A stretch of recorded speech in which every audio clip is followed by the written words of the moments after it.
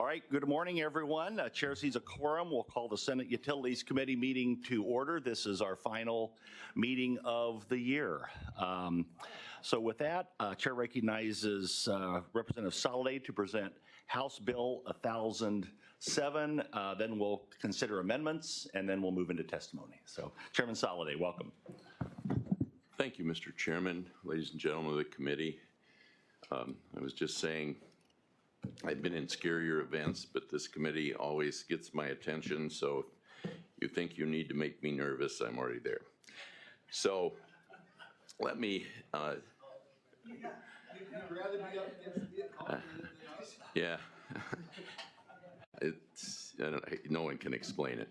So let me, there are a lot of things in this bill. They're important things as we move forward. Senator Cook and I have worked closely together on a lot of things, and this is the product of a team of about 15 who worked all summer and said, what do we need to do to keep us competitive as a state and be prepared for the future? So with that, let me just walk through high level what it does. The first part of it deals with small modular nuclear reactors, and we have worked hard to have it be identical now to the bill that you just approved in the Senate on incentive, which is affectionately called QIP. And QIP, what it really does, and I'm going to bore you for a little while with how this works, because QIP does not throw all of the risk on the consumer. It does not.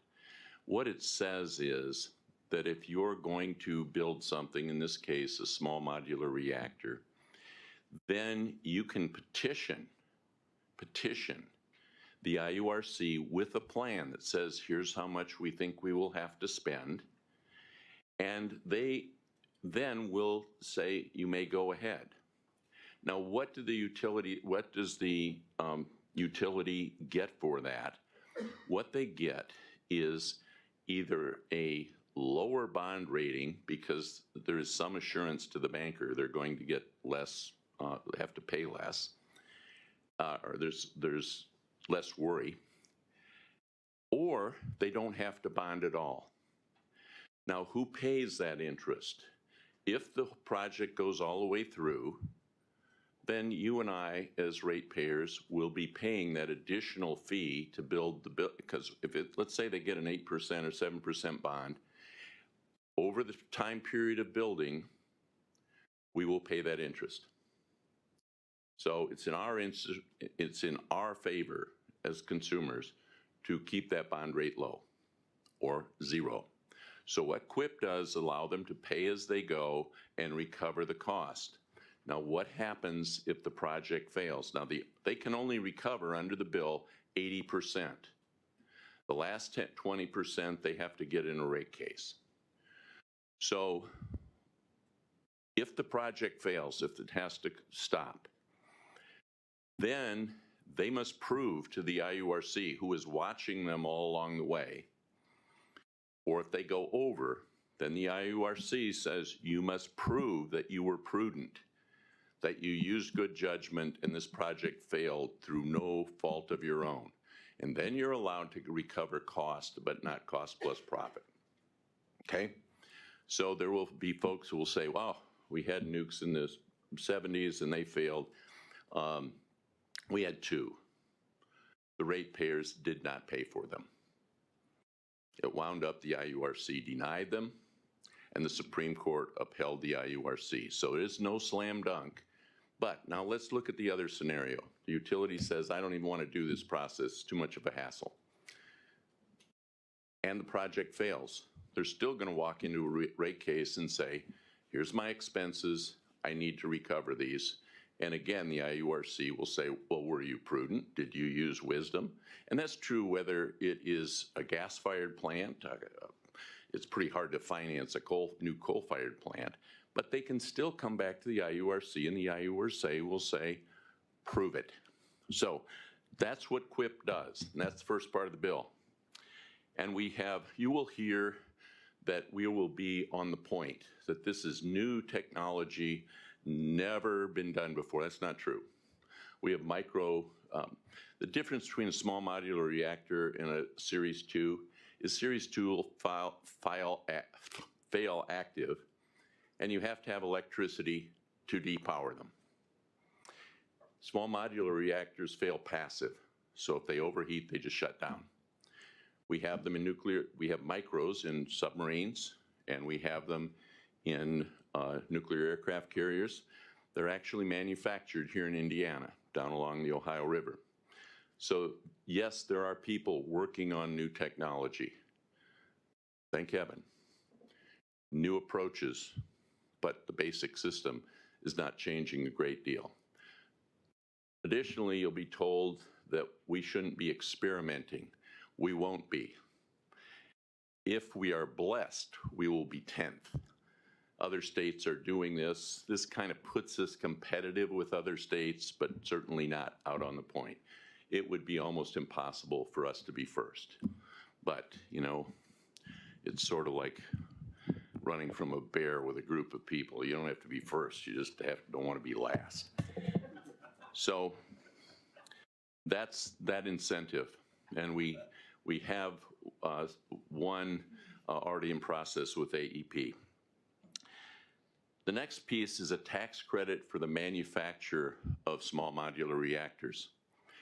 They, different than Class 2s, are made in a factory and shipped to the site. Now, there is some site preparation, but we would like, some of us, to see that manufacture happen here in Indiana. We already have a micro down, been there for a long time. The Purdue report says they need 100,000 more square feet, but they need some incentive because it's so early. It probably will be 8 to 10 years before you see an SMR in practice. But we also have another company, I saw them in the audience, that is very active in our community and or in our state with significant investment. They are building an SMR factory in Europe. They are planning one in England. And we are high on the list to have it in Indiana. Now, the incentive we have here makes us competitive with Virginia and some other states, not with Michigan, because they're giving hard cash plus siting. All we're doing is saying we'll give you 20% sales tax credit or 20% tax credit if you build here. That factory will be at least 500 jobs, over $100,000, and I'd like to see them here. So hence the incentive tax credit. Then one of the things that has been a topic for a long time here, and that is coal. Are we shutting them down too soon? Are we being imprudent when we shut down the coal-fired plants? And so what we have done in the bill, and believe me, there was a lot of input on this. What we've said is you cannot shut down a plant, coal-fired plant, unless you can prove to the IURC, who must issue an order in writing, one, that it is cost effective, that the consumer benefits, and number two, that you are replacing with equal or more electricity using the MISO scales. So in the MISO scales, a fossil fuel plant may be rated at 94%, a solar field at 11%. So you can do the math, how many solar fields you would need to replace a gigawatt of electricity. So that makes the process very empirical. You have to prove, there's room for public hearing, but you can't just shut them down willy-nilly. They are very expensive to run, but you need, and they're not getting dispatched very often because they're so expensive.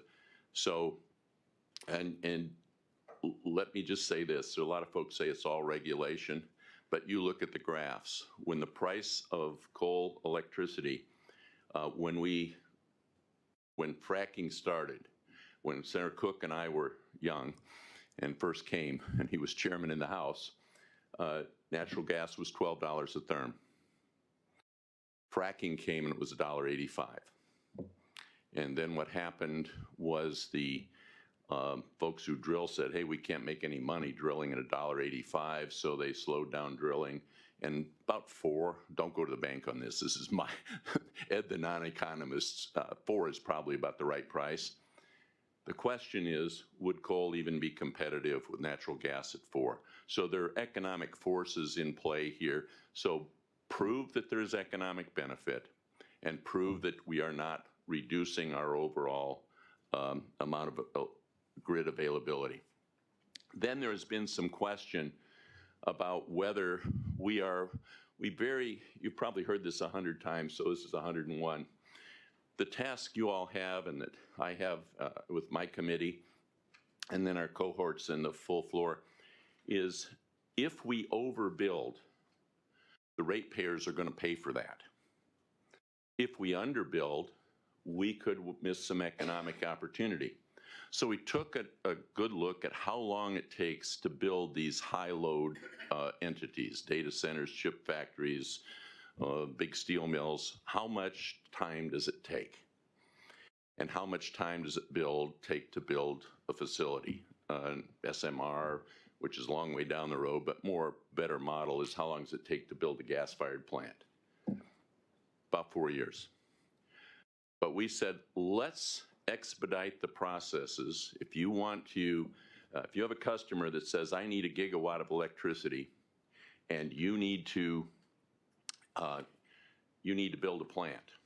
One, grandma shouldn't buy all the risk. So in the bill, it says, and we've given them latitude, there are various ways to do it. If you come in and say, you want a gigawatt and we have to build for you, then you have to guarantee whether you build or not. The company, the large load, has to guarantee 80% that they will buy 80% of the electricity they ask for. Now, there are various ways to do it. They can pay up front. They can do various ways. But we think it's fair that they accept 80% of the responsibility. Now, if they build and keep their word, then all they're doing is buying the electricity they said they wanted. But we've given them about 20% latitude in here that we think is fair. The large load people have beaten a path through my door. They seem to agree it's fair. If you're coming and you're serious and not speculating, you don't mind, because all we're doing is saying keep your word. So that is in here. Then in exchange for that, we've created an expedited certificate of public convenience and public need, which takes it down to 150 days. And there's certain specifications in there that they have to meet to qualify for the expedited. Then there were some issues in a county we won't mention. I know at least one senator knows about this, but we had really bad communication. And to what I was just talking about, Senator Cook and I were hounded that the state should find a way to build 5 gigawatts of electricity. That's $10 billion, and there goes the AAA bond rating. So it turned out that customer was BBB plus bond rated junk. And as soon as they didn't get their government money, they walked. So for several years, we were hounded. You got to do this, you got to do this. So it turned out the IEDC wasn't communicating. They were just saying, I need this. By the way, in the end, that company needed 1 gigawatt over 20 years. One is water into wine, the other is barely a cup of coffee. So what we have said is in the bill, IEDC, if you have a customer, person you're working with, entity you're working with, that wants 20 megawatts or more, you must, within 15 days, communicate that to the impacted utility. And there has to be open communication. Sorry, we have to do this, but I think it's pretty important. And then we defined a large load customer to get into this expedited CPCN and the 80% and so forth as 150 megawatts. We made it pretty clear, and that's pretty standard around the country. There is a process in there that a utility can apply for, and I haven't heard many of them say they want it. But it basically, it's fairly complicated, same rules, except you're getting an overall approval for multiple entities. So I'm happy to talk about it, but I don't know how much it's going to be used. Some other states have it. I think there's some folks that may testify that it is helpful to them. I'll let them do that. Lastly, there's a confidentiality clause that says here's what you can keep a secret to protect corporate things. So I'm happy to answer any questions, Senator, and I believe we have an amendment. If you want me to talk to it, I will. If not, you can handle it. Yeah, let's go ahead and take questions. Questions for Chairman Soliday on the bill. All right, let's turn now to the amendments. There are two. The first is Amendment 5. Chairman Soliday, you want to speak to Amendment 5, and then I'll move its. Yes, we had an amendment on the floor to the bill, which raised the amount from 70% to 80%, and I accepted that. But there was some tariff language, and this is not really a tariff bill. It turned out that language, I accepted it, it's my fault.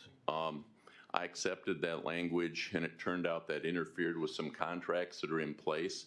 So Senator Cook and I have talked it over, and we think it's appropriate to remove that language that was put in on the floor over in the House. Otherwise, we've got some contract law issues, so I would urge you to adopt the amendment. All right, any questions on the amendment?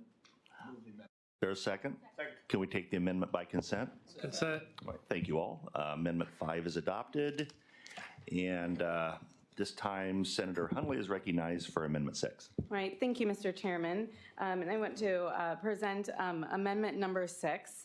And Amendment number 6 would allow our energy utilities to do what our wastewater and water utilities can already do, which is that our water and wastewater utilities have the ability to create a program for low income customer assistance.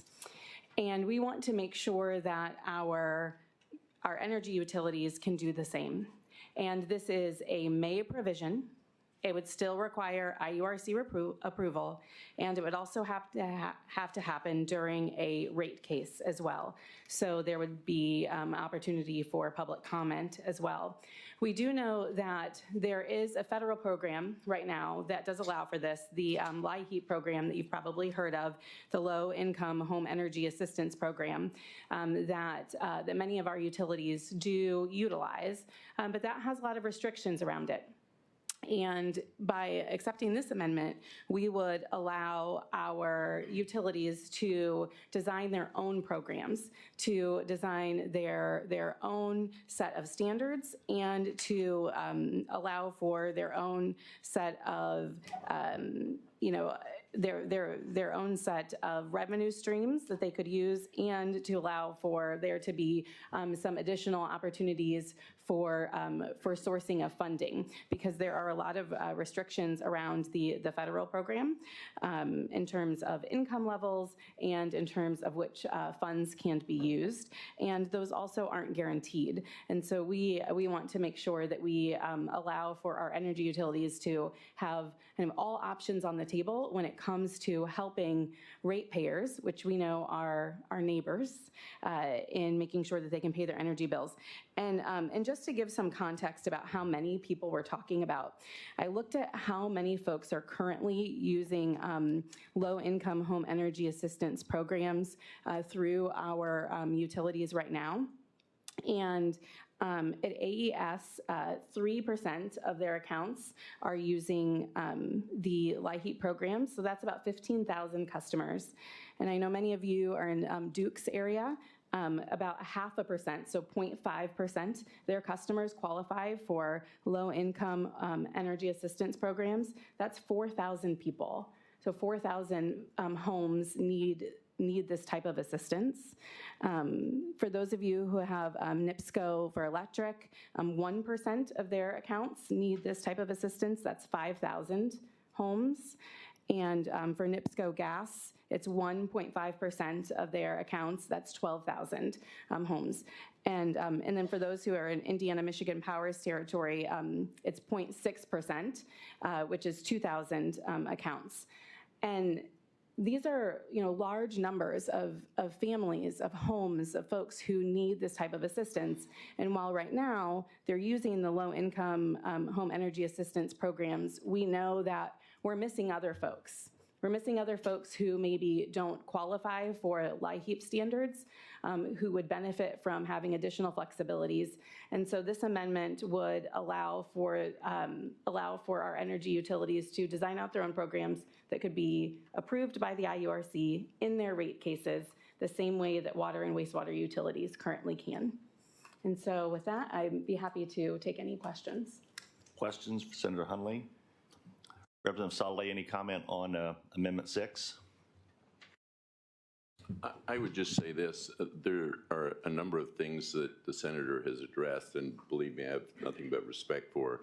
I don't feel it belongs in this bill. I think there's probably other places that it more fits the tenor of the bill.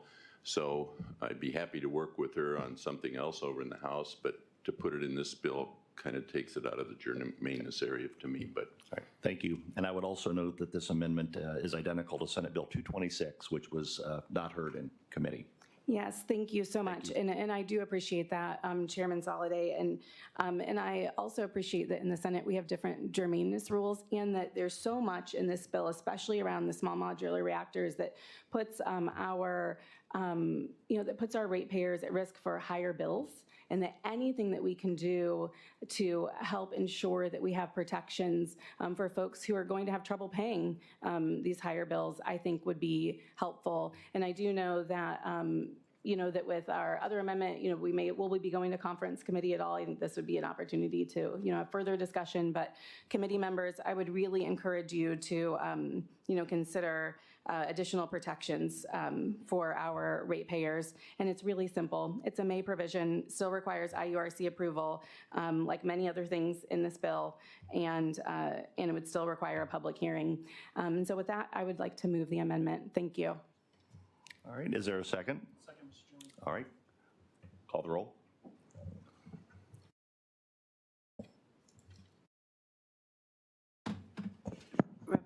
Senator Hunley. Aye. Senator Spencer. Yes. Senator Ford. Aye. Senator Buchanan. No. Senator Dorio. No. Senator Zay. No. Senator Byrne. No. Senator Deary. No. Senator Lysing. No. Senator Donato. No. Chairman Cook. Chair votes no. Fails 8-3. A motion is defeated 8-3. Now we have an amended bill. We'll move into testimony. I would note that we have to be done by 11 o'clock today, so we'll try to move as expeditiously as possible. This time I'll recognize Danielle McGrath on behalf of the Indiana Energy Association in support of the bill.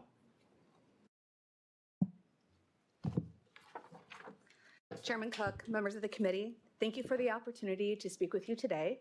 My name is Danielle McGrath, and I am president of the Indiana Energy Association, representing 14 investor-owned electric and natural gas utilities serving the majority of Hoosiers in Indiana, with more than 2.3 million electric customers and 1.8 million gas customers. Given technological advancements and unprecedented load growth, our nation is at a critical juncture when it comes to energy. This is highlighting the need for local, regional, state, and federal collaboration. With your support of House Bill 1007 today, Indiana is further signaling that we are proactively addressing issues to remain competitive and to meet the energy needs of our growing economy. The IEA supports this legislation because it addresses innovation, efficiency, communication, and transparency. We also appreciate the amendment that was offered to address the tariff issue. We believe that House Bill 1007 positions Indiana for the future by, one, fostering a nascent SMR industry as an all-of-the-above approach to energy, and then adding tools to the toolbox so that we can move at the speed of business and ensure that Indiana remains competitive when working to meet the needs of these new large load customers. On the topic of SMRs, there is certainly a great deal of interest in bringing them to Indiana, as well as the manufacturers who produce them. Just in the last year, we have seen steps taken to address their development by state agencies, energy companies, as well as academic institutions, which is both exciting and certainly a step forward for the state. Therefore, we support the regulatory framework both in this bill as well as Senate Bill 424 so that we can remove barriers and also recognize unique attributes of the technology. Now, from our perspective, every company is going to be uniquely positioned in terms of how these are being integrated into their IRPs. So we do see this step forward with public policy as beneficial when companies are ready to move forward. Now, the next section of the bill that I would like to address has to do with economic development and the types of businesses that we are attracting to Indiana. Like all times where there's technological advancement and change, new challenges are going to be presented. However, we are absolutely committed to ensuring that Indiana is competitive and that we can support the businesses who want to be here, as well as the communities that are welcoming them, while reliably and affordably serving our customers 24/7, 365. And this bill does just that. There are two tracks, as Chairman Soliday had mentioned, one that entails an expedited generation resource plan and the other one that is project specific. Now, with regard to the expedited generation resource track, it's designed to offer a comprehensive approach on how the utility is going to meet its obligation to serve by adding new generation to the mix. And then the project-specific track is just that, more targeted.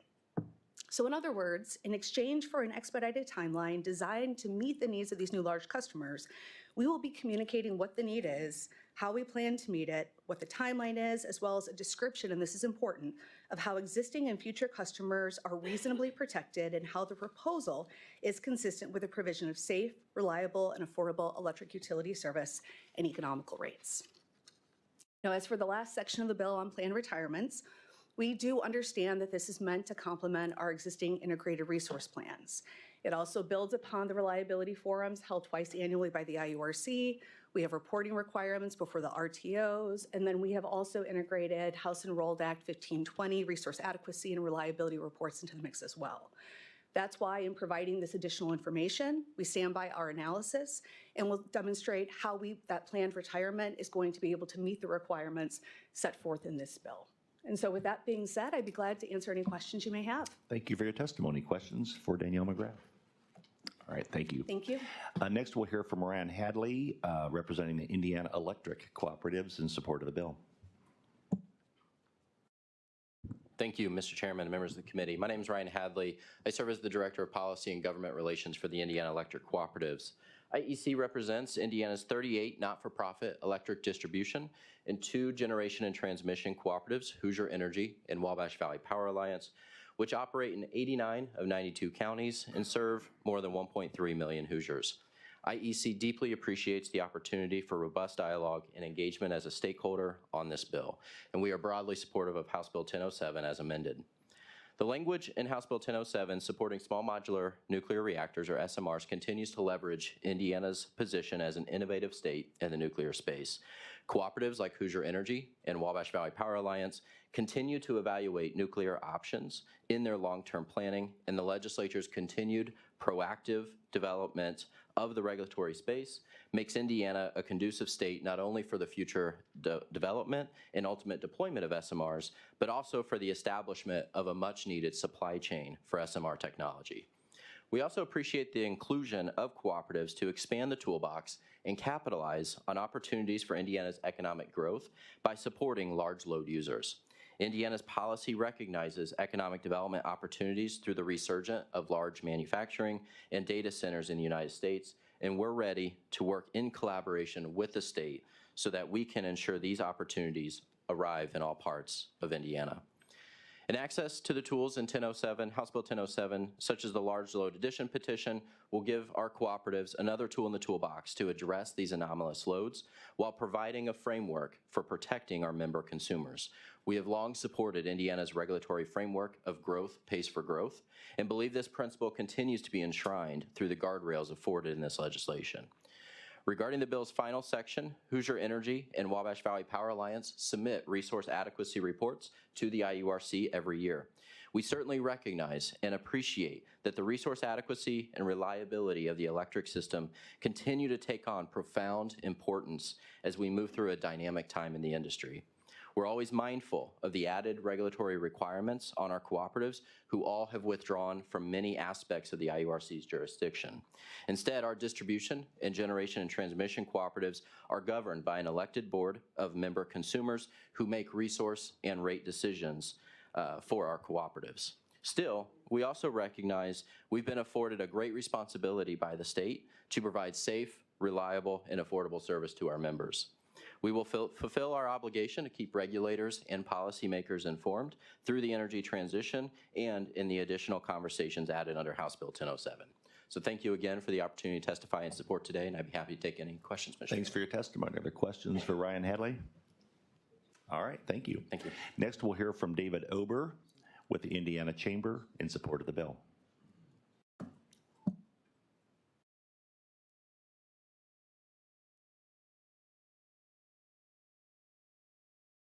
Thank you, Mr. Thank you, Mr. Chairman, members of the committee. David Ober, appearing on behalf of the Indiana Chamber in support of House Bill 1007. In its 2024 long-term reliability assessment, the North American Reliability Corporation designated the MISO region, which, and specifically Zone 6, which includes most of Indiana, as high risk due to accelerating generator retirements and increasing demand. This bill responds to that reality by establishing a framework for expedited consideration of resource additions. The bill also creates a process for the Commission to consider evidence and issue an order when a utility plans to retire a plant. This is a reasonable and balanced approach that stops short of a moratorium while ensuring that resource adequacy is evaluated. We support the requirement that large load factor customers share in the risk of capacity additions made to serve their demand. That provision helps protect existing and future ratepayers from undue cost burdens. Finally, the Chamber supports the provisions that help stand up a policy environment that's conducive to the development of advanced nuclear technology in the state. This legislation moves the state in the right direction on electric reliability and energy innovation, and we urge your support of the bill. Happy to take any questions. Thank you for your testimony. Questions for David Ober? Senator Buchanan is recognized. Thank you, Mr. Chairman. Thank you for being here, David. Real quick, can you just define, you said we're rated as high risk. What does that, can you just talk about, what does that mean? Can you define that a little further for us? It means that there is a prediction that the resource planning reserve margin is going to be tighter than what they expect. And so it's meant to create a signal to the marketplace that we need additional resources. The PJM area is very similar. I mean, we are seeing unprecedented demand growth, and I will say I don't say that to scare anyone in this room. Our utility companies in the state have been doing this for a very long time. They update their assumptions on demand growth and what capacity is going to be needed to serve that on a long time horizon, and it's updated frequently. But we have not been anticipating load growth more than maybe 0.1% annually. And when you have large customers coming in that want to be here in the state for our environment and our workforce, you have to adapt to that. And that's what this bill is seeking to address. Further questions? Senator Zay is recognized.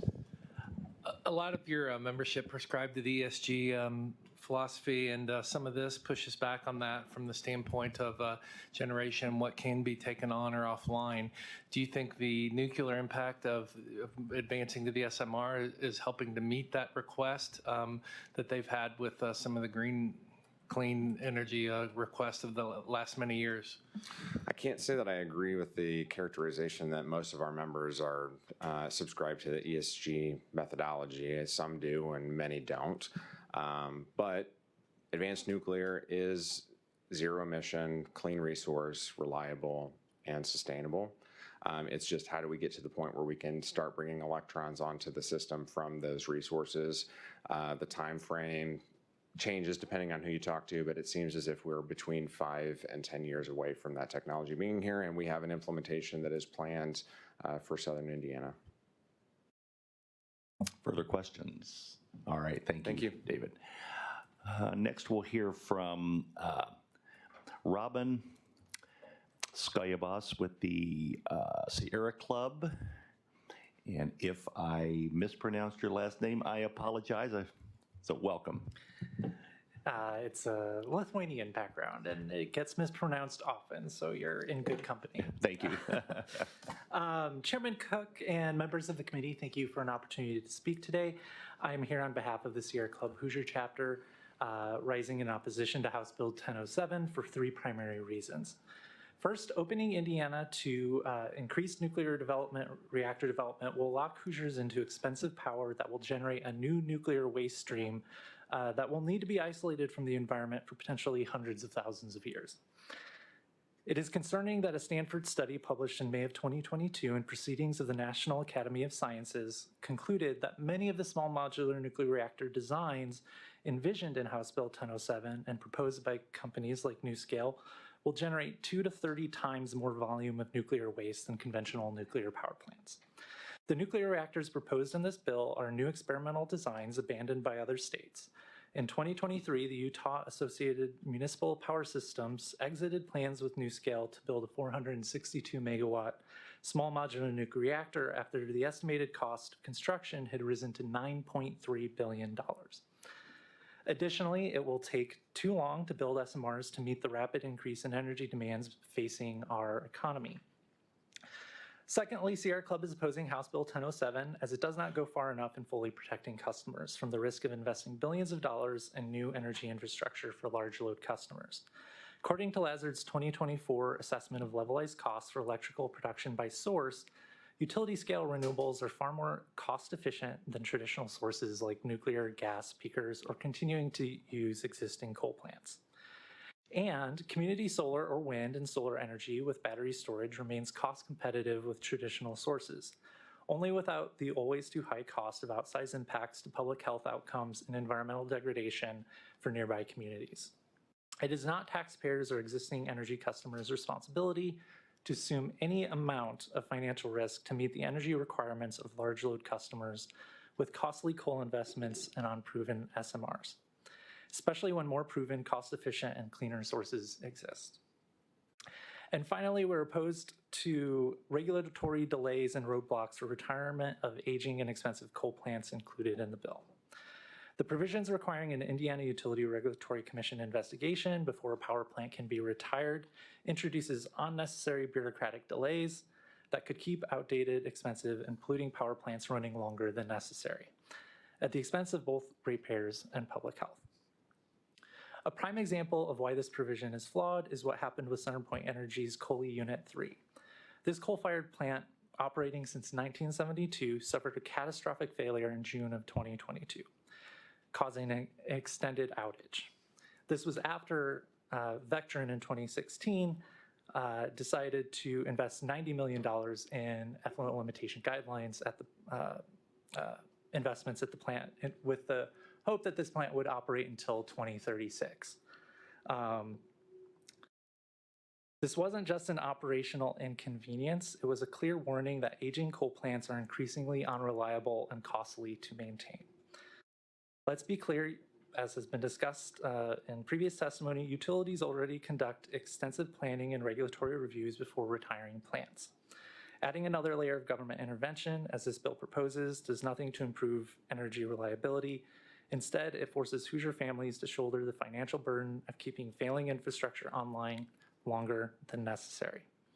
With renewable energy resources and battery storage becoming more affordable and predictable, we could make the choice to be prioritizing energy solutions, not propping up expensive aging and increasingly unreliable fossil fuel plants.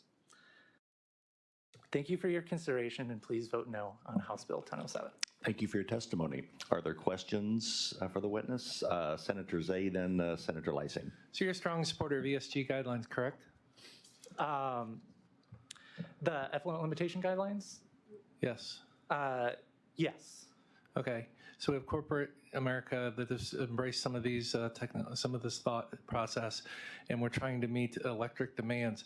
And you propose doing that by wind, solar, and battery storage?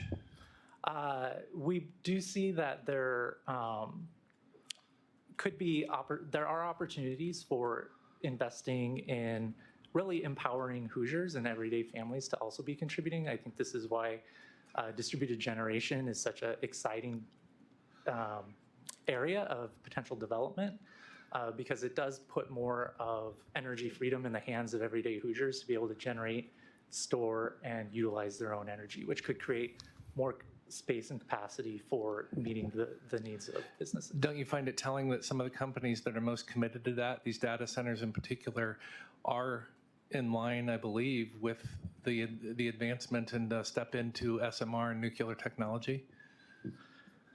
So I would say that, again, I don't know that we certainly have seen communities that are saying no to data centers I'm development. talking about the businesses, though.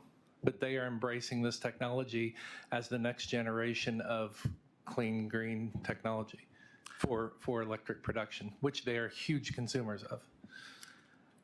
So I would say, honestly, that we don't see that there's a plan for how to deal with the nuclear waste issue. And again, these are waste resources that need to be isolated from the environment because of the radioactivity and the impacts that could have. This can include things like, particularly thinking about the sites where SMRs are being potentially proposed. But as the chairman presented, we are putting our brave, most proud Americans beside these in ships and aircraft carriers now. I mean, don't you think we can adapt that to community use and industry use? Not at this price tag. Customers are already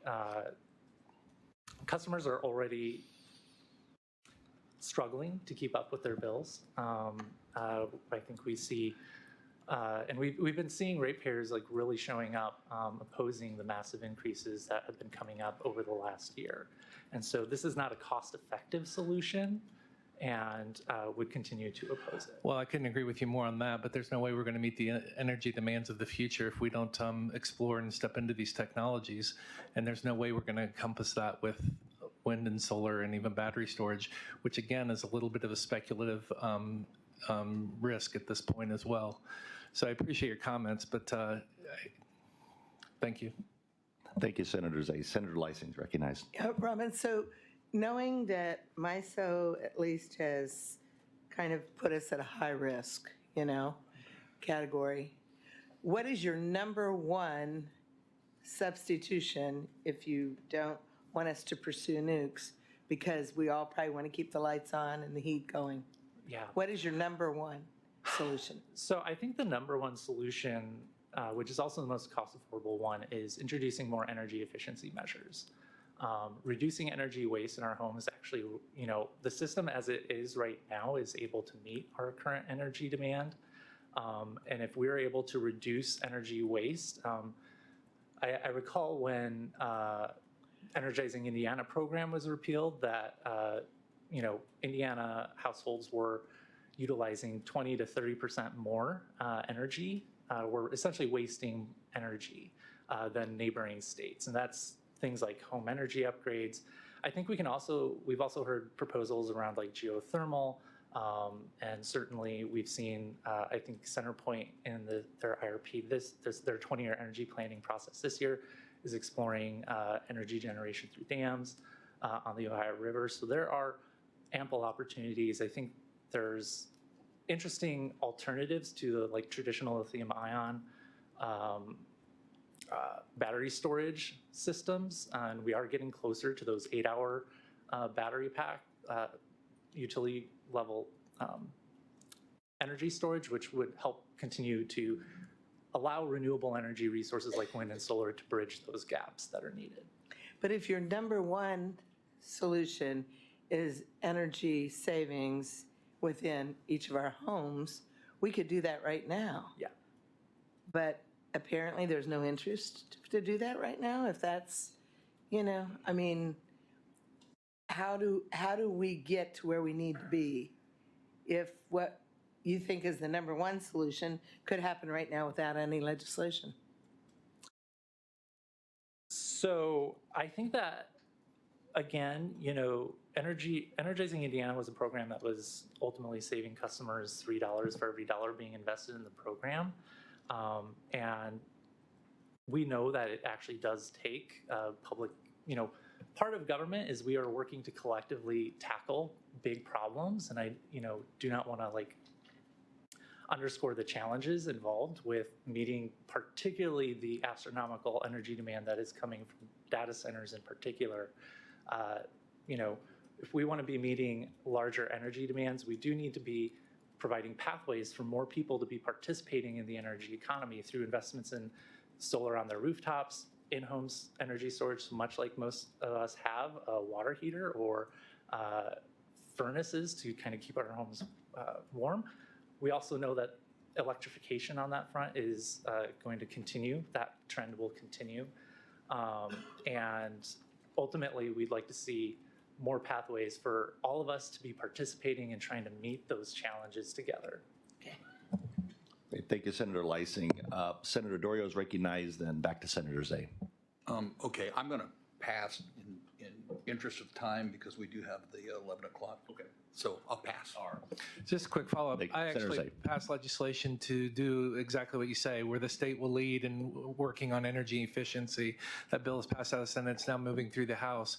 But there is no way when we're talking about some of our companies now producing 4 or 5 gig and needing to produce 8 or 10 gig that we're going to go down to net zero so we can transfer all that to the economic opportunities that are coming forward.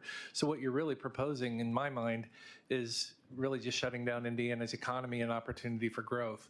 We have got to meet this growth, and that's simply where, if we're talking about clean and green energy, we need to look at things like nuclear, because the capacity of wind and solar to do that and battery storage isn't going to meet that demand. Don't you agree with that? How can we save 4 gigawatts when we're only producing 4 or 5 gigawatts? So what I would say is that the energy efficiency fits in with increasing renewable energy on the grid. And so, like I said, when we're looking at distributed generation resources, you're talking I agree with that, but we need new energy. I would say that customers who are investing on solar on their homes and businesses are investing in building out new energy without necessarily, and while also simultaneously increasing efficiency in terms of buildings, appliances, construction materials, et cetera, that combined can help us bridge those gaps. I mean, there's a lot of dynamic I think it can help, and like I said, I've tried to be a leader in that, and sorry to cut you off, but in the interest of time, thank you very much, Mr. Chairman. And thank you, Representative, or Senator Zay, and your bill number, which I'm familiar with, I can't remember the bill number, 310, for those interested. It's a good bill. Thank you for your testimony. Next, we'll hear from Peg Hausman of Monroe County.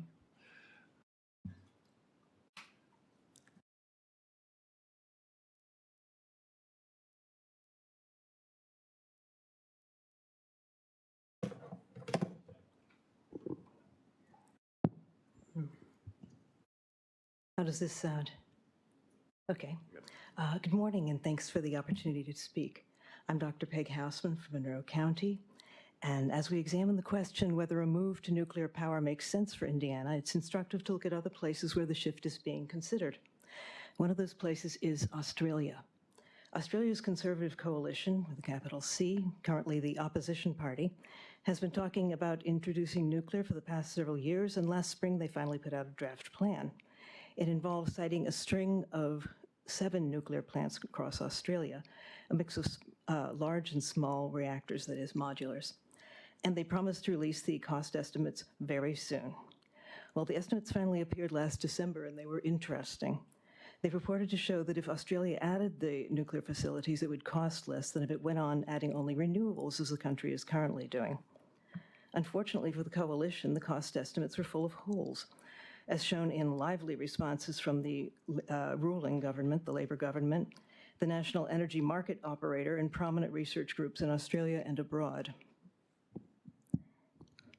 They pointed out that the coalition's projections assume that energy in Australia will somehow fall over the years, estimate that it would take only 12 years to get nuclear plants up and running versus the 15 to 20 years it takes elsewhere, calculate the cost of nuclear over 50 years, hence spreading out startup costs versus the current government's plans 25 years for an apples to oranges comparison, leave out expenses such as the needed refurbishment of transmission lines, and what's more, waiting for nuclear to kick in would mean keeping coal plants in service for longer than planned, and in many places for longer than their normal lifespans, adding to costs, lessening reliability, and driving up greenhouse gas emissions for many years. Plainly, the Australian scheme is simply payback to the coal industry, which has held Australian politicians for a long time on a very short leash. As Australia's national elections approach, many of the partners within the Conservative coalition are rebelling at the nuclear plan. The coalition has been reduced to claiming that Conservatives have to keep to their principles promoting nuclear, even if it's not popular. And it's not popular. To quote one Labour minister, the nuclear plan has the shelf life of a seafood milkshake. Despite the many months the coalition spent devising the nuclear plan, it doesn't withstand close scrutiny, and frankly, neither does Indiana's. Thank you. Thank you for your testimony. Are there questions for Dr. Hausman? All right, thank you. Next, we'll hear from Delaney Barber-Kwan with the Indiana Conservation Voters.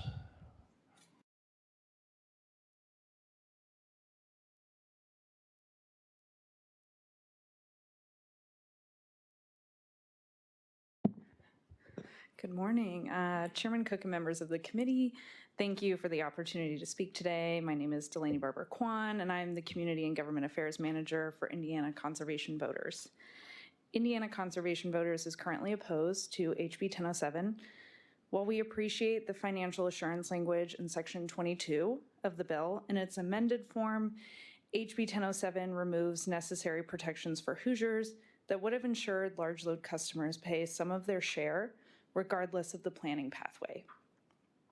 Given Indiana's utility expenses continue to grow, I urge the committee to support ways to protect Hoosiers, such as the suggestions we have heard this morning. Additionally, we appreciate the intent to quickly meet energy demand through the EGR process. However, we are concerned about the capacity of the IORC to complete the EGRs in addition to the regular CPCN process, and the ability for adequate public input to occur in a 90-day timeframe. We also would like to support Citizen Action Coalition's word on HB 1007. They have yet to go. But lastly, the language allowing for the rate recovery of project development costs of SMRs without a guarantee of project completion puts Hoosiers at serious risk of permanently paying for energy that does not exist, as I have mentioned before. Thank you for your time and happy to answer questions. Thank you for your testimony. Are there questions for Delaney? All right, thank you. Next, we'll hear from Kerwin Olson, Citizens Action Coalition.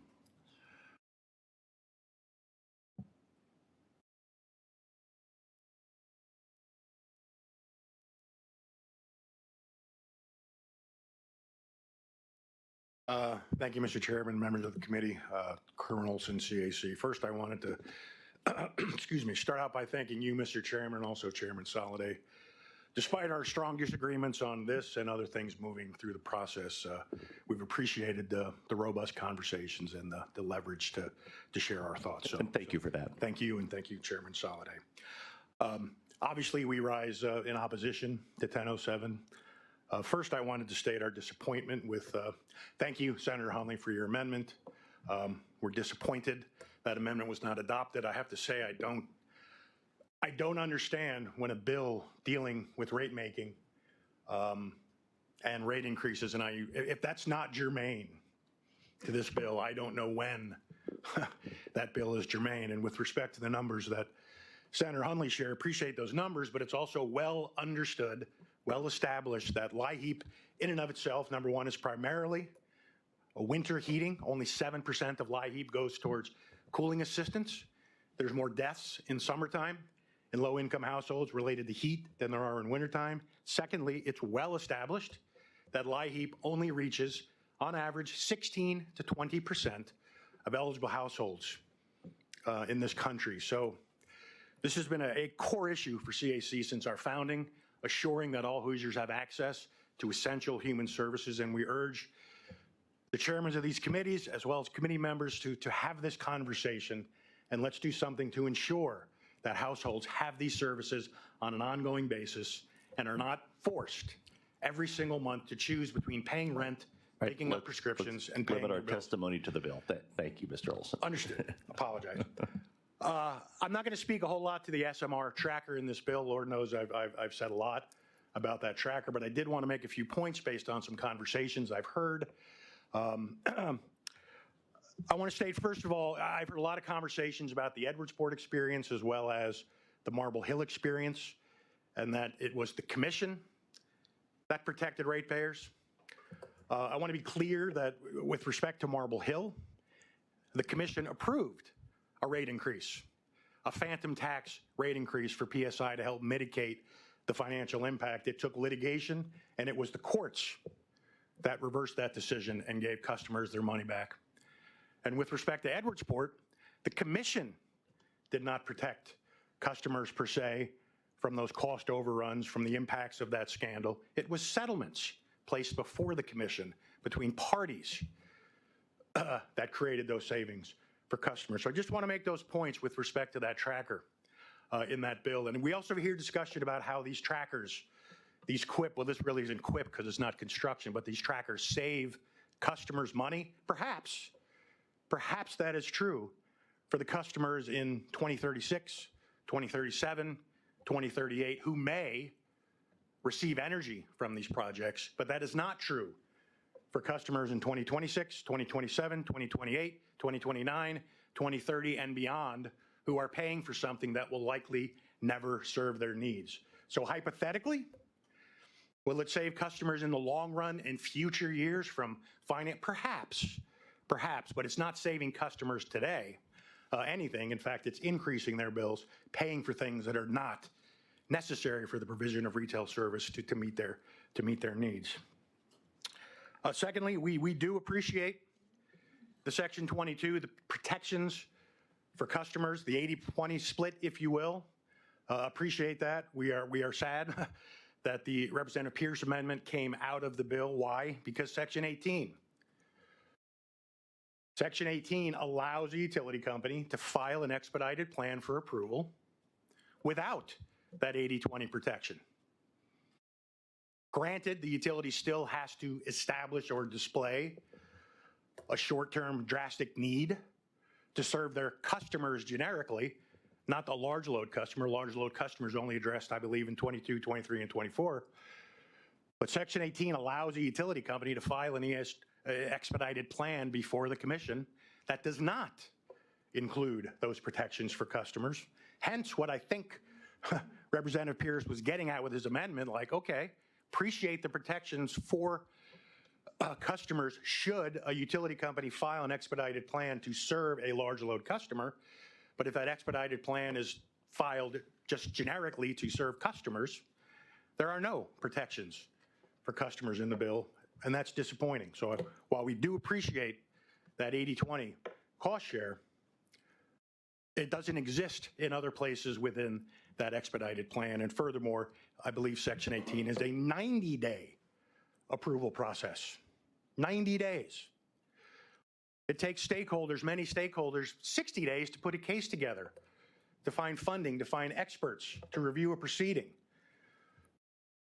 Section 20 gives the commission 5 days to review a filing and deem it complete.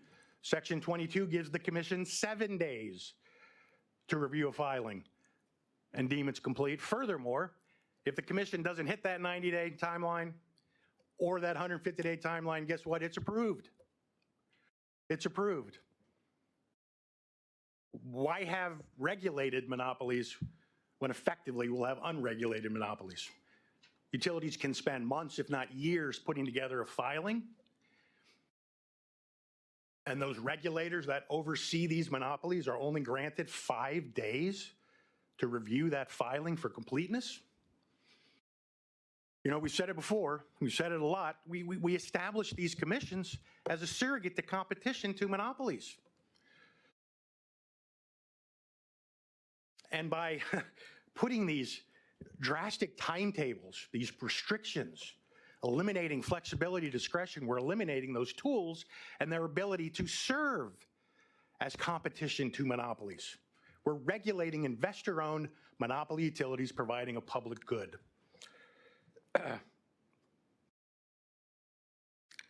And so CAC believes strongly that it's bills such as these and others in the past 10 years or so, creating these trackers, reducing discretion, flexibility, eliminating the ability of the commission to do their job, that is causing these drastic rate increases.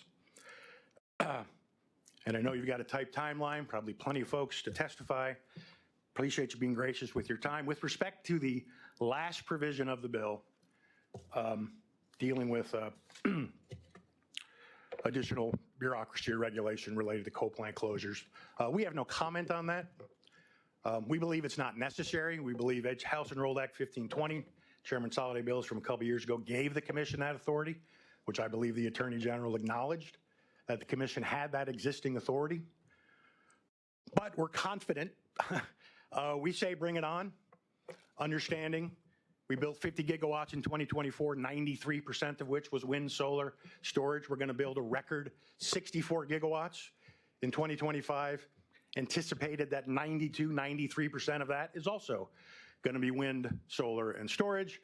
So with respect to additional bureaucracy process regulation related to the economics of coal-fired power plants, CAC says bring it on. And with that, I thank you for your time, Mr. We Chair. thank you for your testimony. Are there questions for Mr. Olson? All right, thank you for your testimony. Next, we'll hear from Sam Carpenter on behalf of the Hoosier Environmental Council.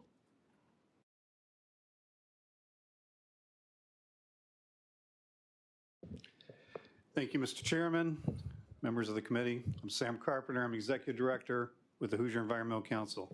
Founded in 1983, working on behalf of strong policies and practices for Indiana's environment, having members in all counties. It'll take decades to develop the manufacturing industry for SMRs. So there's SMRs in design, but the factories, the idea of building modules that can be shipped and assembled, that's not in place.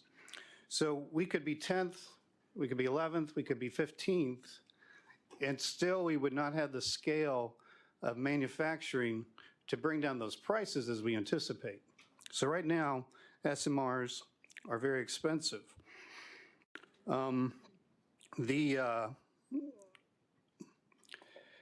There's also a question about, well, SMRs already exist in the form of microreactors. Well, microreactors are a very special use case. According to Idaho National Labs, microreactors provide portable off-grid generation for load-receiving customers. According to Idaho National Labs, there are no microreactors currently in operation in the U.S. The type of reactor that goes into like a nuclear submarine is something that utilizes highly enriched uranium. It's used in our national defense. The national defense is not thinking about our 5 pillars and affordability. Affordability is not one of their main priorities. So having that sense that we're going to transfer that type of technology that's really made for a very compressed space into an SMR that might be up to 300 megawatts, that doesn't, something that convinces Hoosier Environmental Council that that's possible. We really don't know how this is all going to play out. It's going to be successful or it won't be. It's really too soon to say, and that's the whole point with having ratepayers exposed to this type of risk. It's really about the ratepayer risk that we're primarily concerned with. There are other concerns. It's already been alluded to that the radioactive waste, there is no national site to store the radioactive waste. So the radioactive waste is going to be stored on site with these SMRs. So it's going to be in communities. There's not another place to put that. So we have this radioactive waste in communities, so we need to be mindful of that. There is also risk related to terror. The Vogel plant in Georgia, the reactor was built to sustain a direct strike from an airplane. Now, it costs a lot of money to build something to those specifications. Now, they wouldn't do that if they didn't think that was a concern. So we have all these small modular reactors spread out through our communities, which could be a potential terror risk as well. I don't think we'll have the ability to fortify them to the same level that they fortified Vogel. We do have some other solutions as well. Members of the committee asked about other solutions. And really, rather than one single solution, it's a blend of solutions.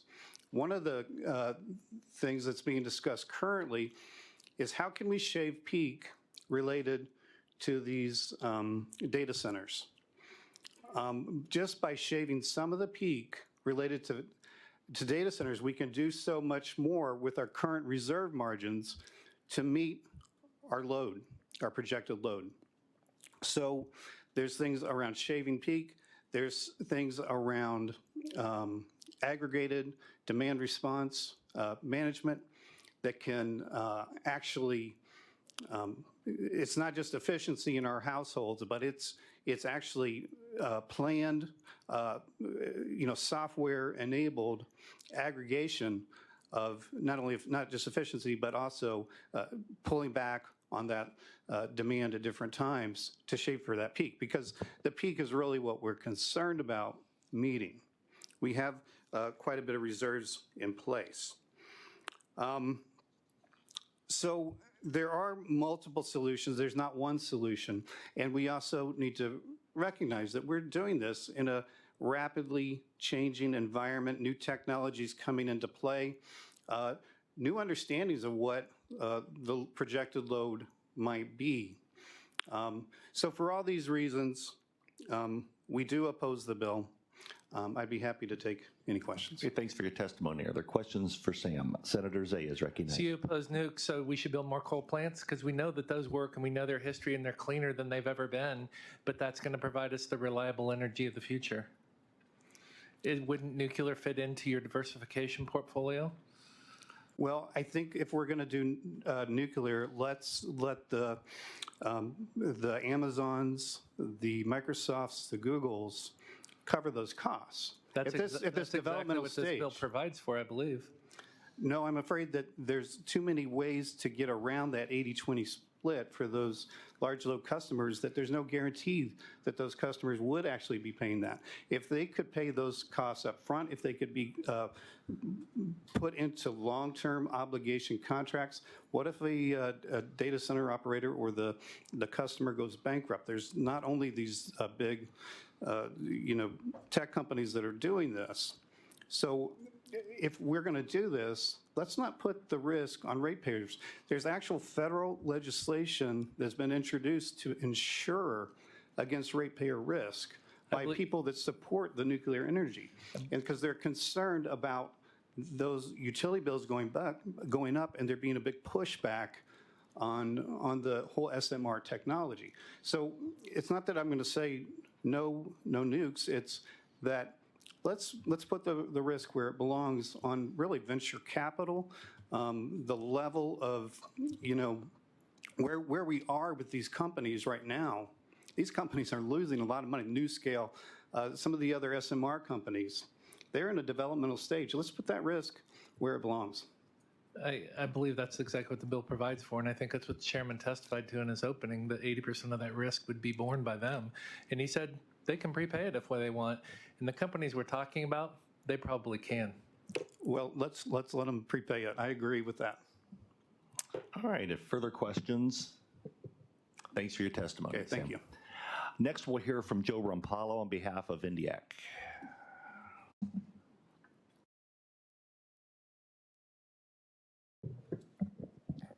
Thank you, Mr. Chairman, members of the committee. I am Joseph Rumpala, and I'm here speaking today on behalf of the Indiana Industrial Energy Consumers, Inc., or INDIAC, a trade organization comprised of many of the state's largest energy consumers who operate in energy-intensive industries. These include vehicle manufacturing, information technologies, refining, and metal production, industries which serve as the core of today's and even tomorrow's economy. I've testified repeatedly during this session that Indiana is in the midst of a generation transformation with respect to our demand for power. Decades of stagnant load growth across the utilities are now being replaced by an explosion of demand for energy as we draw new businesses to the state as the result of very successful economic development policies. Those new businesses bring with them very exciting new opportunities and, admittedly, new challenges. INDIAC recognizes that among those challenges is deciding how we are going to meet all customers' demand for energy. I want to thank Representative Soliday and Senator Cook and all the members of this committee and the House committee for their dedication and leadership in pushing Indiana to confront that challenge in a very practical and very pragmatic way. I also want to extend my very sincere thanks to both Representative Soliday and Senator Cook and all of those whom we have spoken with about this bill for their very thoughtful and productive discussions about the bill, and especially with Representative Soliday and Senator Cook for their consideration of our concerns and their willingness to try and find solutions. We may not always, and as perhaps Representative Soliday will quip as he has before, almost never see eye to eye with one another on these issues, but INDIAC always appreciates the very respectful, very honest disagreement between us. Today, unfortunately, is one of those days where we just don't see eye to eye. And thus, while INDIAC greatly appreciates the amendment withdrawing Section 2 of the bill, which addressed tariff provisions, we still have to stand in opposition. I want to be clear that INDIAC has supported and will continue to support policies which support economic development. We also understand that rapidly developing load growth demand presents challenges. Challenges with respect to the pace of matching customer growth and utility construction, challenges regarding cost recovery, challenges of dealing with bad potential actors, and many more that have gone unlisted. Our view, however, is that HB 1007 confronts those challenges much as the same way as we have confronted other energy challenges in the past, by moving much of the financial risk from the utility to others. In this case, the construction costs, and instead of shifting it or keeping it with the utility who wants to serve and has an obligation to serve new customers that locate in their service territory, to those customers through mandated levels of project cost allocation, the payment of risk premiums, and asset selection, which is being done in isolation without adequate consideration of system benefits and without comprehensive contemplation of customer resources or their capabilities to be part of the solution. Instead of empowering customers and utilities to find solutions together, solutions which still need to be vetted at the IURC and still need to be found to be in the public interest in order to ensure that there are adequate protections for all ratepayers, the bill essentially sets the framework for what are ultimately, at the base level, business negotiations. And we are concerned that by doing so, this sets the negotiations in favor of the utility by leveraging the customer's interest in electricity, and that will lead to unintended consequences.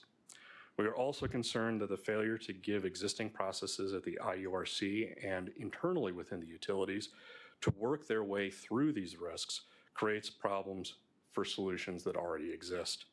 Indeed, recently, as you have already heard, the IURC approved an all-party settlement, setting forth negotiated customer protections and addressing the complexities and changes and uncertainties with respect to load growth. Our view has been and continues to be that Indiana does not need to impose those sorts of terms, but rather that we should see them addressed through mutual and respectful agreement. Again, I want to express our appreciation to the author of the bill and to all those who have spoken with us about this bill as we try to find the balance between very different and diverse competing interests.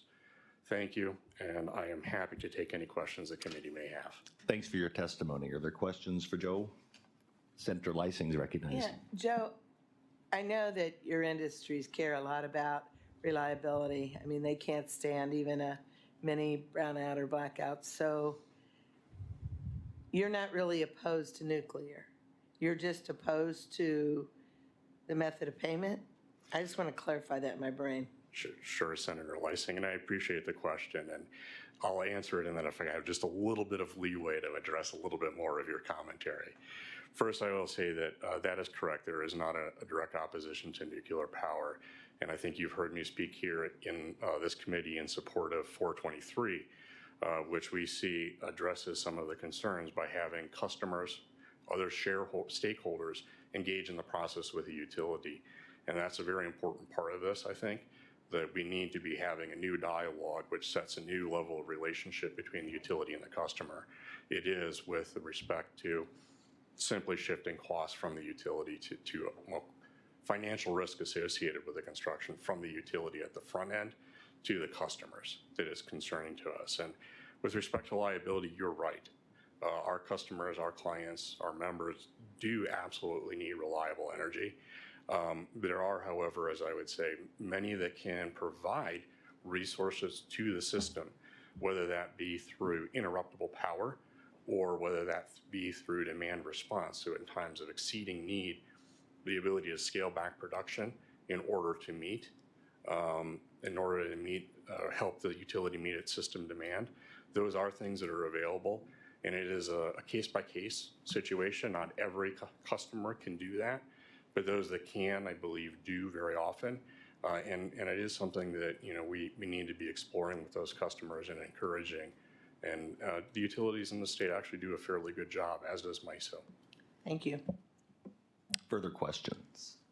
Senator Ford's recognized. Thank you, Mr. Chairman. Joe, thank you for your testimony. Two questions. One, there was a period of time where for industrial users, we were kind of leading the pack in terms of, you know, so I'd love to hear your comments on that and what you think we might need to do, you know, to get back there. And then my second question is if you could help me to understand and address, we heard testimony from Mr. Olson about, you know, the 90 days and the 5 business days.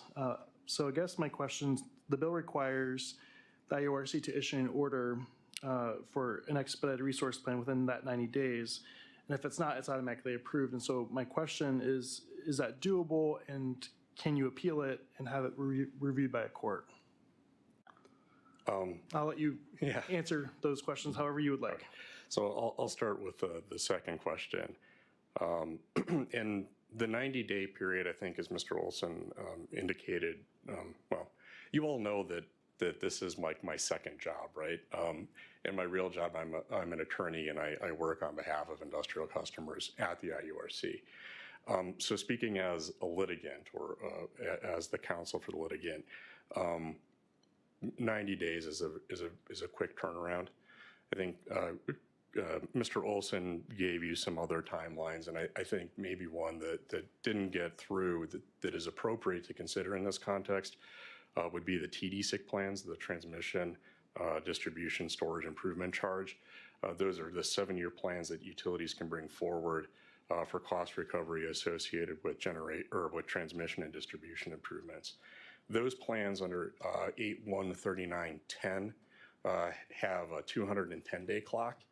And I certainly think, while I understand the need for speed to market, and I also understand the need to be able to move expeditiously through this process in order to meet customer demand, we are talking about at least comparably sized investments that need to be considered.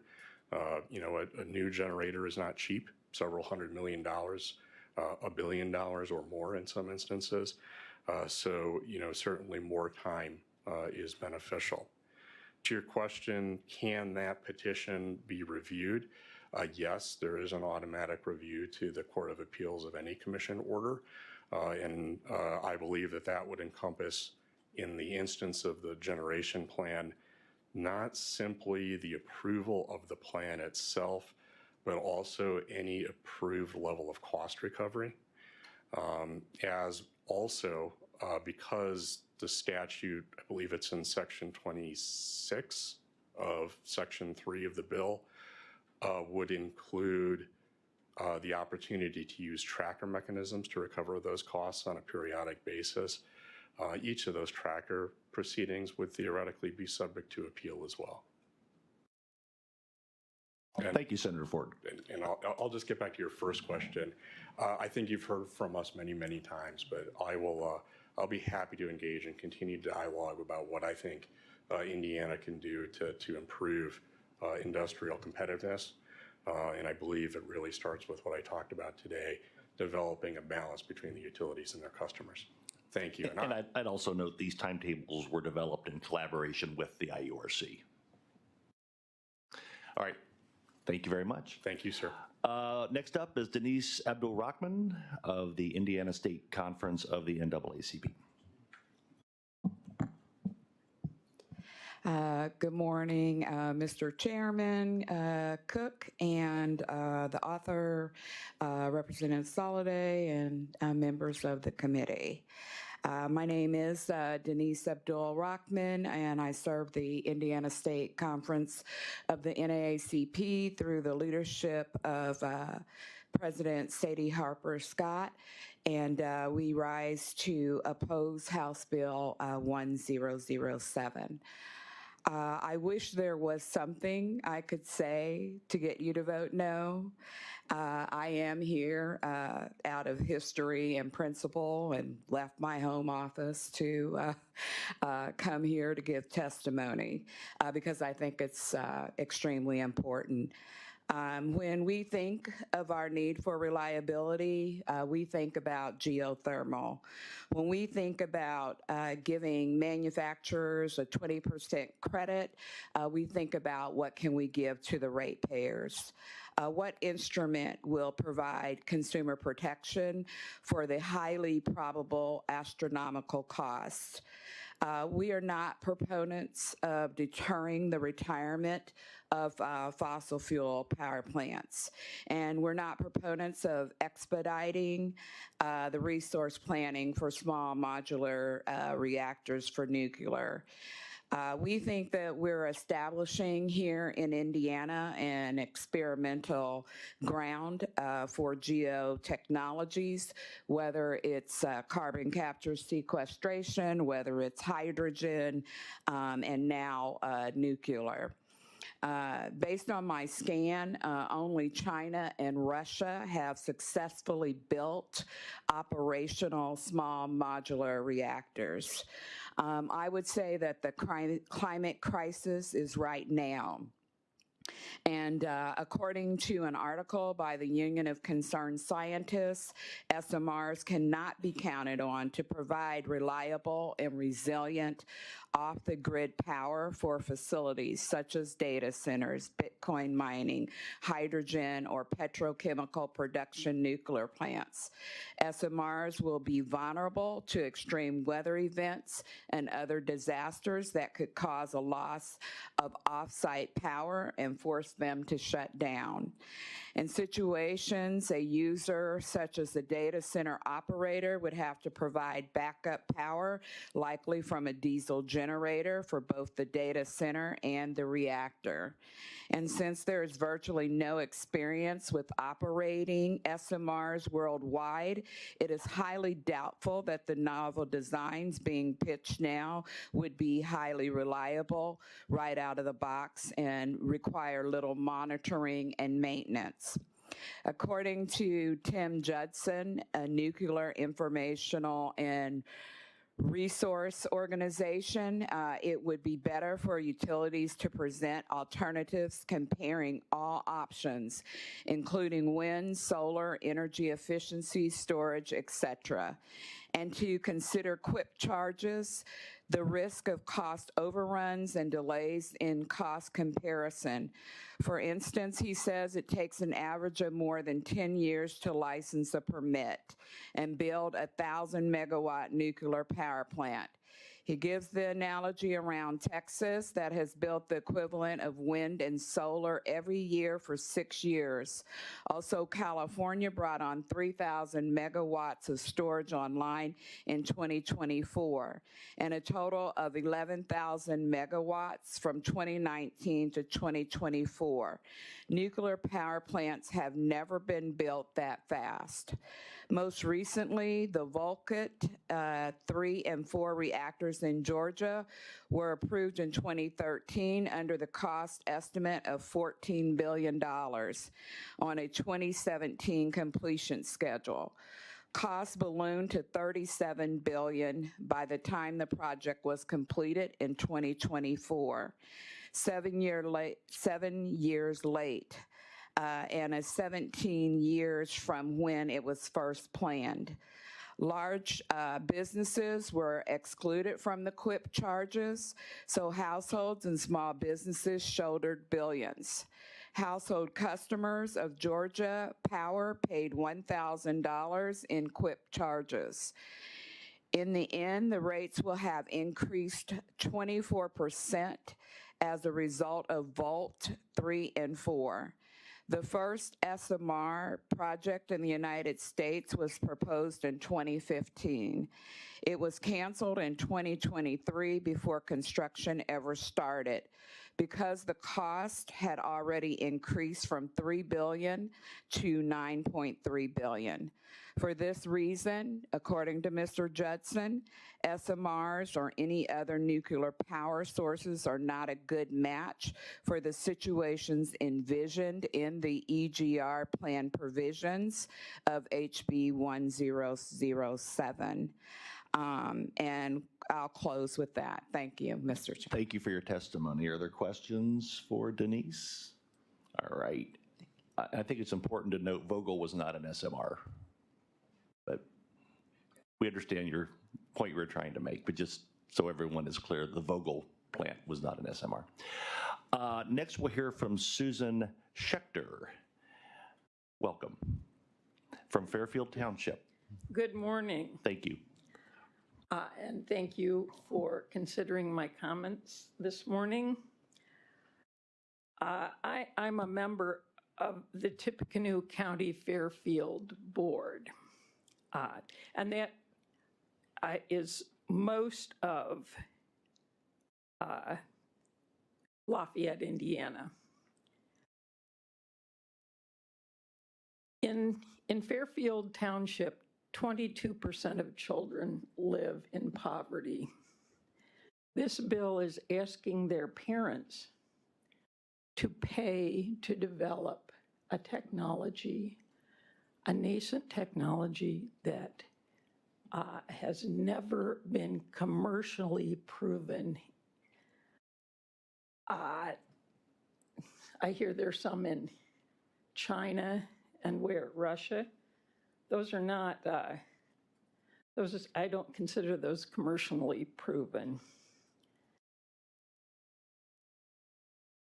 This technology is speculative,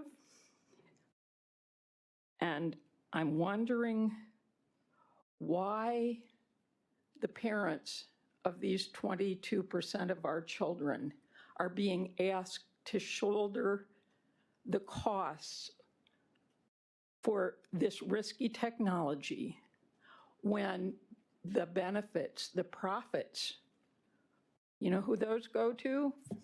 Duke's primary shareholder, Singapore Sovereign Trust.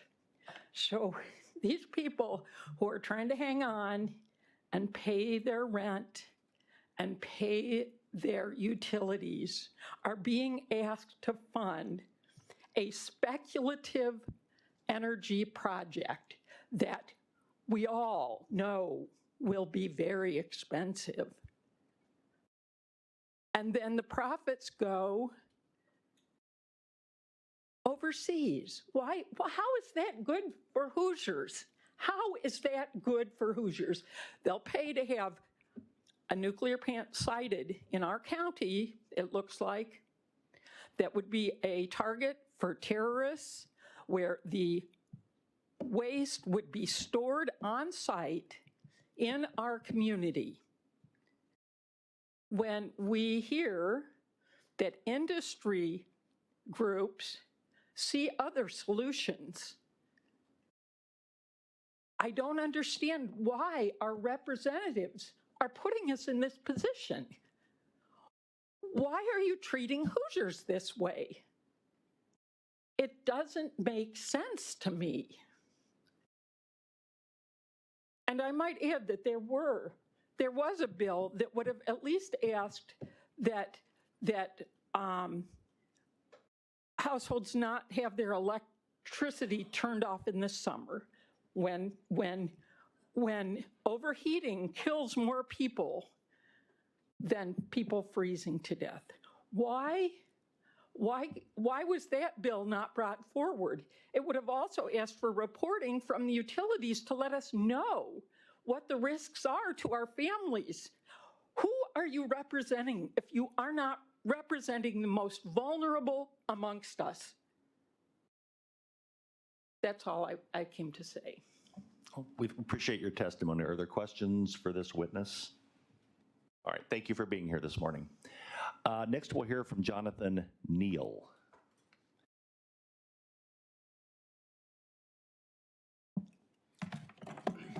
Thank you for listening to me.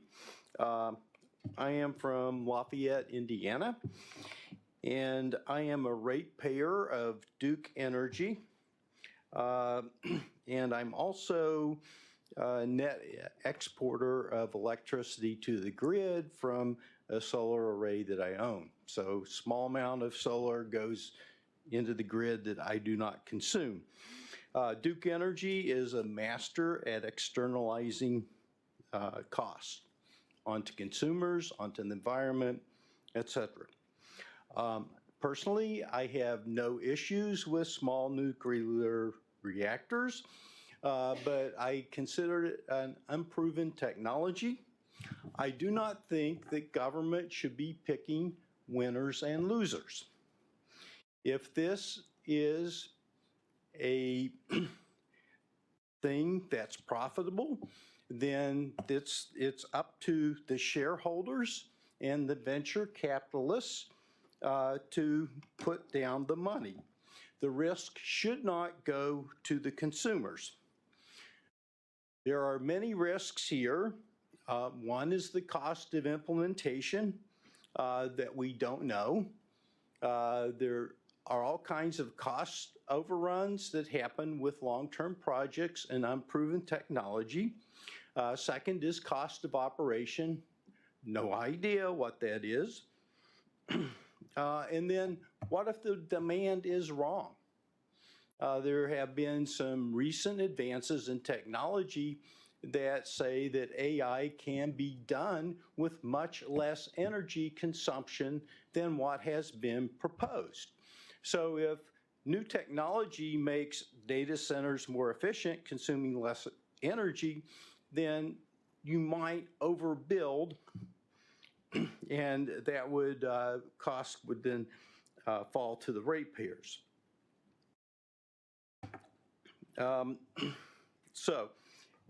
My point is, if shareholders are going to be asked to assume the risk here, shareholders should be given shares in the utility, voting shares in the utility, so when they fail, we can vote the people making these decisions at the industry out, or the utility.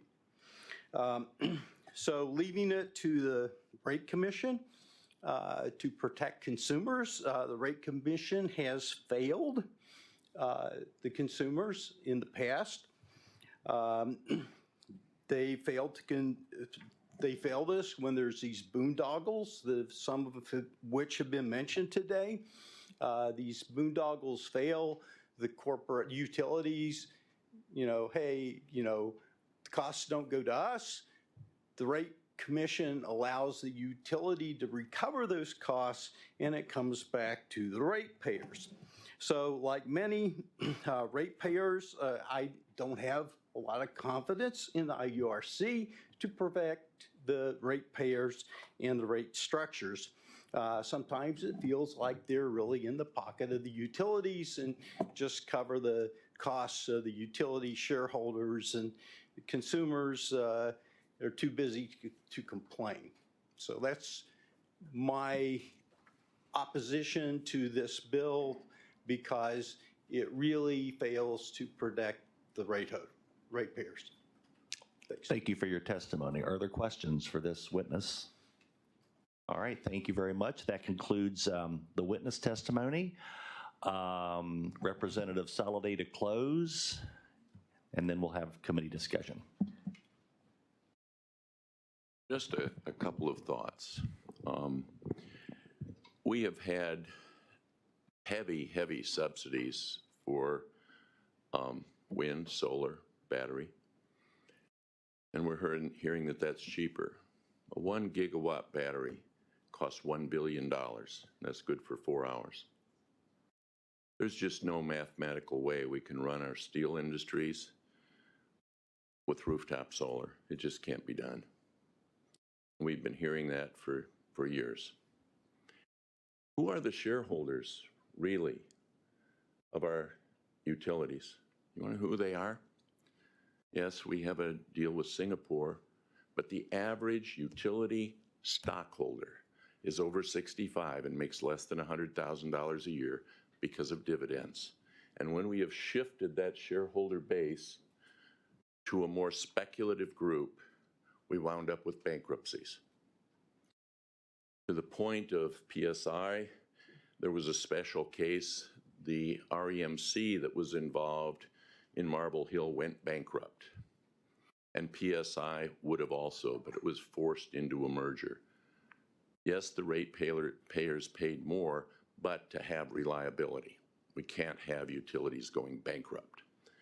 So the last thing I would say is if you do any reading on the anti-nuclear movement, first of all, the total number of people killed by nuclear accidents, and that's with stage 2 fail actives, 55, Chernobyl, none at 3 Mile Island, none at Fukushima. Storage, an SMR uses far less nuclear material. The reason we don't have a central storage is because the very people testifying today have opposed central storage. Now, when we look at the mathematics of what it takes to support a growth economy, now those very people, if you read their literature, they want a zero growth economy.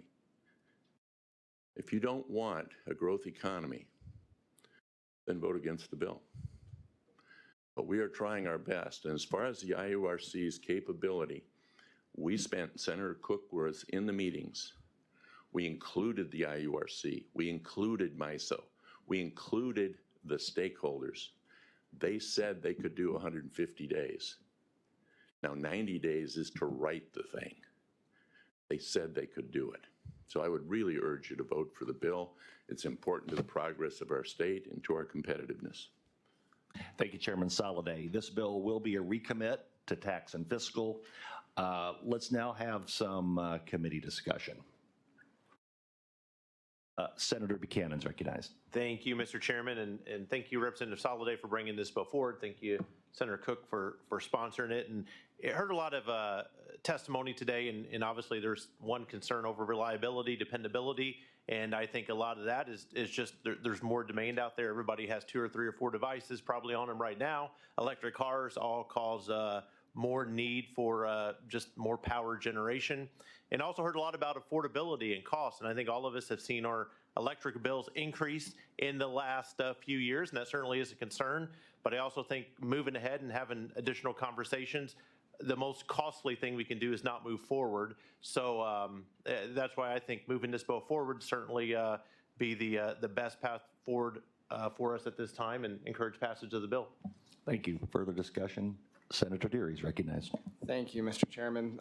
So the representative used an important word, I think, in closing, and I think he used the word mathematics, or maybe it's arithmetic. And that's really what this is a matter of arithmetic. You know, it's not a serious proposal, as we, I think, heard mentioned today, that we're going to fix our energy demands through energy efficient light bulbs or even through solar, as remarkable as some of those renewables are. We desperately need clean and reliable energy, and we need nuclear to get there. It's just simply not a serious proposal to say that, or to demand that we go carbon neutral and then dismiss the only reliable option that we have there. We can't have both. We can't say that you can insist on carbon neutrality and be anti-nuclear, but you cannot seriously ask for both. And so I think I appreciate the authors working to try to ask those tough questions of how do we prepare the landscape to get there. And I guess the last thing I want to say is, as I think I'm the only senator with a small nuclear reactor in my district, on the campus of Purdue University, that the idea that technology is unproven, I first don't really buy that, because you can look to our submarines, you can look to, it's really a matter of getting the supply chains and the regulations to work. But it's akin to saying, you know, we never should have gone to the moon because nobody ever had done it before. we need to be asking these tough questions. How do we get there, and how can we create the landscape to make it possible? And that's what this bill moves us toward, and so I appreciate it bringing it forward. Thank you. Thank you, Senator. Further discussion? Senator Hundley is recognized. Hey, thank you, Mr. Chairman, and I want to thank all of the folks who came to testify today and just add, some additional perspective onto the impact of this bill. And I'm glad that it's going to be recommitted to the Tax and Fiscal Policy Committee, of which I'm also a member, because what we really need to be focused on is the fiscal impact. What we really need to be focused on is what this bill is going to do to the bottom line, pocketbooks of Hoosiers, because what we really are not arguing about is whether or not nuclear, is a beneficial technology. That's not what this bill is talking about. We've already approved small modular reactors here in the state of Indiana. We've already made that approval. What this bill is talking about is the funding structure for how we are going to fund small modular reactors, and that's what I have an issue with, is that we're doing it on the backs of ratepayers, that we're doing it in a way that is not fiscally responsible, that we're doing it in a way that does not provide adequate consumer protections. We had the bill, Senate bill, our previous Senate bill that had the pilot program in it that I was supportive of, right? That provides some protection that allows us to take a conservative small c approach to being innovative. We don't want to stop innovation in any way, but we have to do it in a prudent manner that is not going to put Hoosiers at an unnecessary risk of taking on additional costs. I represent a district that is rife with innovation, that we have great, companies, some of them Fortune 500 companies that are incredibly innovative. They do not ask neighbors to take on additional cost every time they want to take on a new project. And I think that that's something that we need to consider, is whose burden is it when someone wants to explore new technologies? And so that really is a major question here. And then it's also the question of big government and bureaucratic hurdles when we talk about this piece with the IURC needing to have additional, red tape and oversight when it comes to decommissioning coal. We know that we've got to decommission coal. We know that we also need to allow for our utilities to be the experts. So this is also a question of who are the experts in the room. Who are the experts? Is it us saying, well, we want to decide how quickly folks need to decommission coal, or is it the folks who are writing their IRPs? And they are the ones who are deciding what makes the most sense, what's going to give them the most generation, and what's going to be the best for their ratepayers. And so if we really want to take a market-driven approach, then we need to allow for our utilities to be the ones who are designing out their IRPs. So I'm really looking forward to getting this over to Tax and Fiscal so that we can really talk about the dollars and cents piece of this. But even though I want to get it over there, I still will be opposed to it today. All right, thank you, Senator Hundley. Further committee discussion. Senator Zay is recognized. Thank you very much, Mr. Chairman, Chairman Soliday. Appreciate your presentation of the bill and your comments on it. We've sat in this room and had NERC and FERC stand before us and tell us that we need to generate more electricity. We've had industry stand before us and tell us that they're embracing an ESG mindset and a carbon neutrality responsible future of environmentalism. What we are doing is bringing all that together, I think, with this legislation. We may not even be considering nuclear if we did not consider the future, if we did not consider the environment. But there is no way, and the cost does not even justify itself, that the current model of wind, solar, and battery is going to get us to where we need to be. And I think what the chairman just commented, the only possibility would be to have a zero growth economy. And that certainly has not been the mindset of Indiana. We're very proud of ourselves. We're very proud of our economic engine, the support that we've created from one corner of the state to the other to bring industry to here, to support our schools and create talented Hoosiers to stay home. This is a component in that.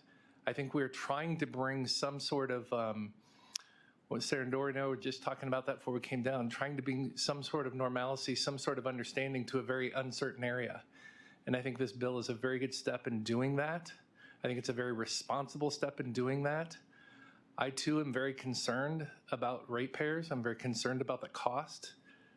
But I think as much as we look at our finances and how you diversify your portfolio and bring money in different ways, I think the same thing is prudent and real in this electric generation. Wind and solar aren't going anywhere. There will still be some innovation in battery storage and that. Nuclear needs to be a part of that future as well. And I think it's prudent to look at nuclear. It's prudent to look at extending some of our coal reserves and the coal and the investments that we've made in some of our coal production, and also the pivot to natural gas in that.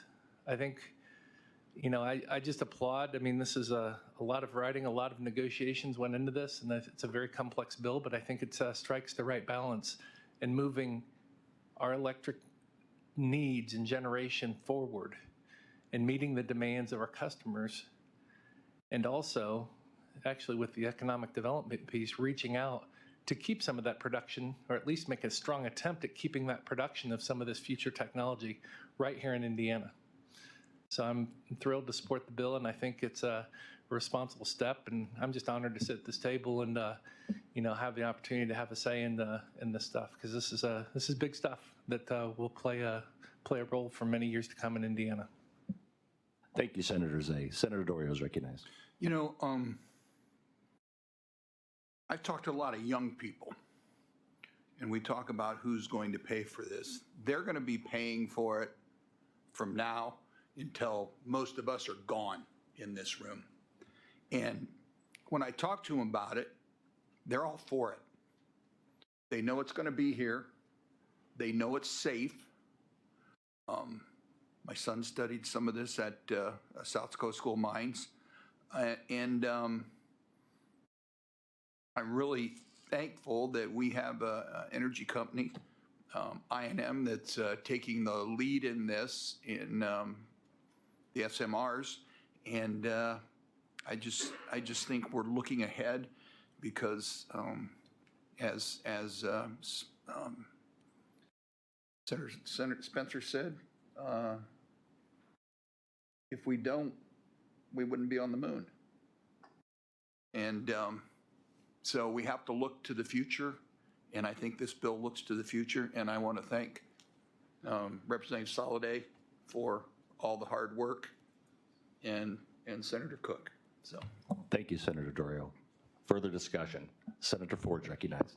Thank you, Mr. Chairman. And just like Senator Hunley, I just want to thank the folks who came and testified today and to lend your voice into this conversation, and to you, Mr. Chairman, for allowing the conversation to happen and let people say what they needed to say. I do just want to say that, you know, I wish that we would have had this much fervor about SMRs, about wind and solar and battery 10 years ago.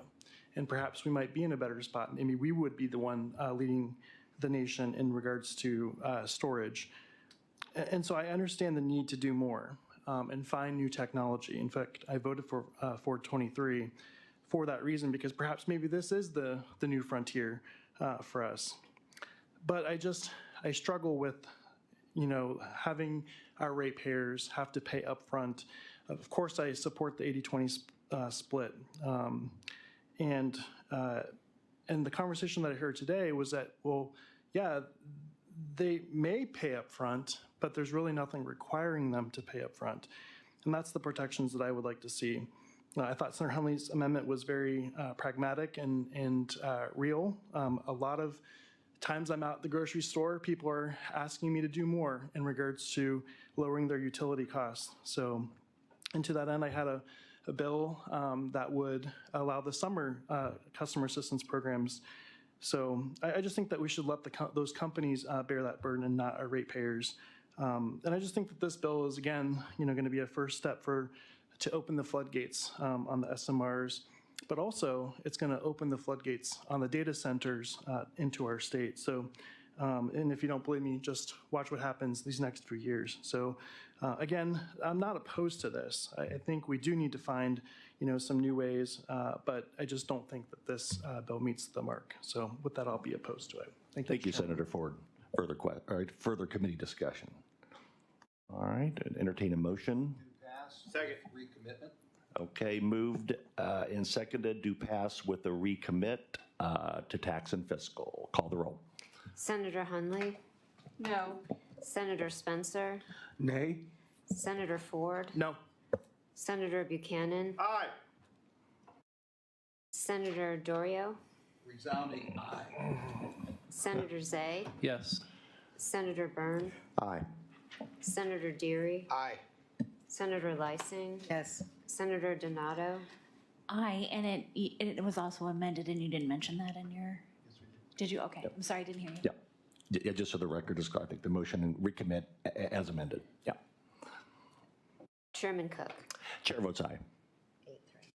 Bill passes 8-3. Thank you, Chairman Soliday. Thank you, members of the committee, for a very productive session. I am proud of both what we have done, but also the way we have done it. Thank you. Thank you.